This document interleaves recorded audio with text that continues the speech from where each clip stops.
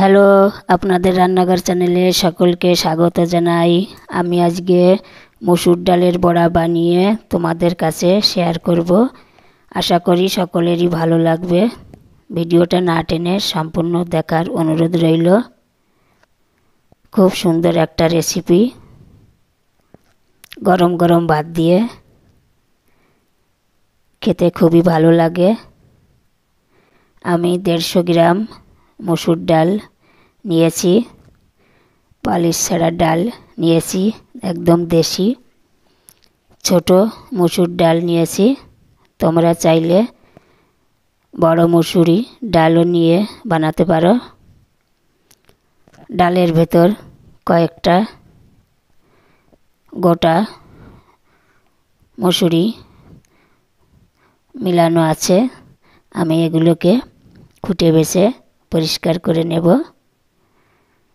একটা বাটিতে জল দিয়ে ভিজিয়ে রাখব 2 ঘন্টা মতো।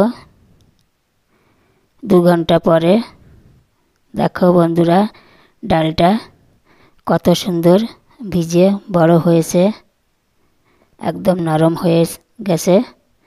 ভালো করে আমি এখন জল দিয়ে ধুয়ে নেব পরিষ্কার করে। জল ঝরিয়ে রেখে দেব। আমি এখন একটা মিক্সি বাটিতে ডালগুলোকে তুলে নেব।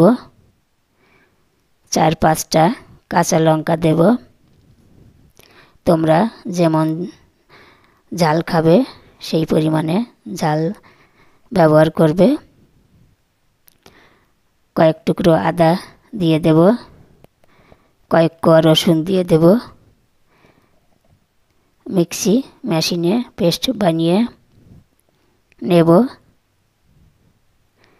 একটা বাটিতে তুলে নেব। পেস্ট আমার বানানো হয়ে গেছে। আমি এখন 1 চামচ লবণ দেব, 1 চামচ চালের গুঁড়া দেব। চালের গুঁড়া দিলে ডালের বড়াটা খুব সুন্দর হবে, মচমচে, খেতে খুবই ভালো লাগবে।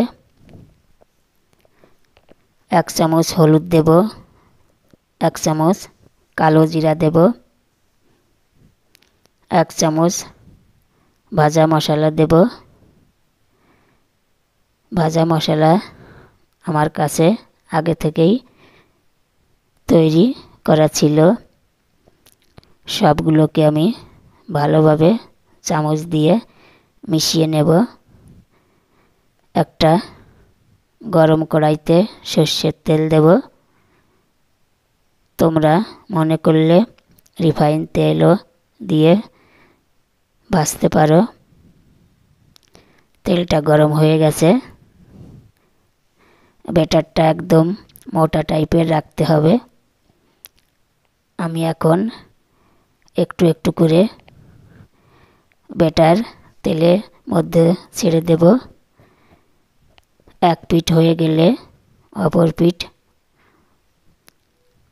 উল্টিয়ে নেব। এভাবে আমি সবগুলো তেলে দিয়ে ভেজে তুলে নেব। দেখো বন্ধুরা, কত সুন্দর হয়েছে মসুর ডালের বড়া, একদম মচমচে। মসুর ডালের বড়া খেতে খুবই ভালো লাগে। মসুর ডালের বড়া প্রোটিনে ভরপুর একটা স্বাস্থ্যকর খাবার। একবার বানালে বারবার খেতে মন করবে। সস দিয়ে অথবা ভাত দিয়ে খেলে মন ভালো হয়ে যাবে। আমার মসুর ডালের রেসিপি তোমাদের কাছে যদি ভালো লাগে তাহলেই লাইক, কমেন্ট, শেয়ার করবে।